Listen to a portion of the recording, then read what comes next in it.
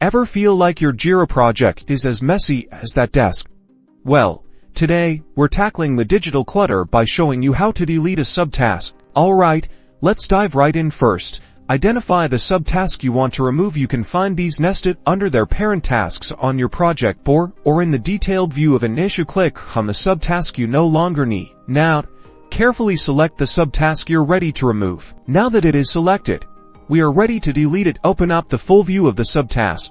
Next, find the three dots or the More Actions icon. This is usually located in the upper right corner of the subtask card. Clicking on this opens a menu with several options. From the menu that appears, look for and select the Delete option. You'll likely be prompted to confirm that you really want to delete this subtask. This is your chance to make sure it's truly unnecessary. Confirm your decision, and the subtask will be gone. Congratulations!